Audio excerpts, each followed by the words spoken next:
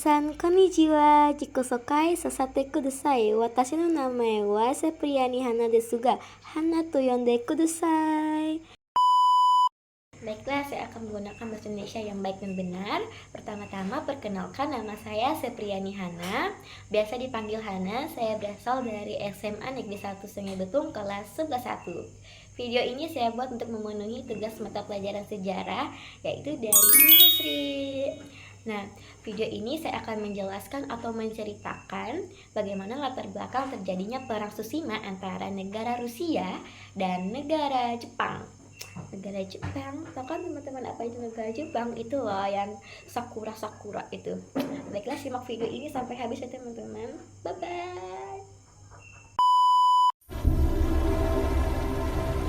Perang atau pertempuran Tsushima adalah pertempuran laut besar yang terjadi pada 27 hingga 28 Mei 1905 dalam perang Rusia dan Jepang dari tahun 1904 hingga tahun 1905.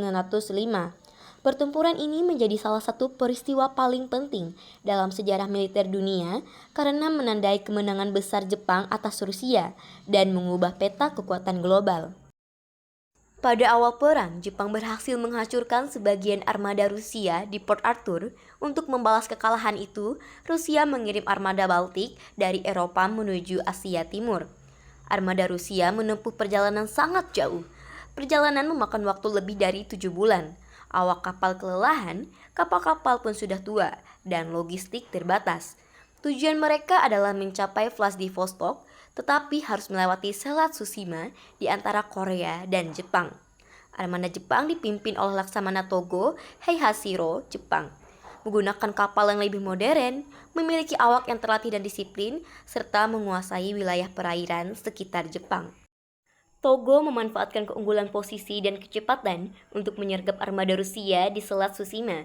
Pada 27 Mei 1905, armada Jepang bertemu armada Rusia. Jepang melakukan manuver terkenal yaitu Crossing the T adalah memotong jalur kapal Rusia sehingga Jepang bisa menembak dengan semua meriam, sementara Rusia hanya bisa membalas dengan meriam depan. Kapal-kapal Rusia dihantam tembakan, artileri, dan torpedo. Banyak kapal Rusia tenggelam atau rusak parah. Dalam waktu kurang dari 2 hari, sebagian besar armada Rusia hancur. Hanya sedikit kapal Rusia yang berhasil melarikan diri. Jepang menenggelamkan atau menangkap sekitar 21 kapal Rusia. Lebih dari 4.000 pelaut Rusia tewas. Jepang hanya kehilangan 3 kapal torpedo dan sekitar 100-an korban. Kemenangan ini dianggap kemenangan laut paling menentukan sejak pertempuran Trafalgar 1805. Rusia pun dipaksa berdamai dan menandatangani perjanjian Portsmouth 1905.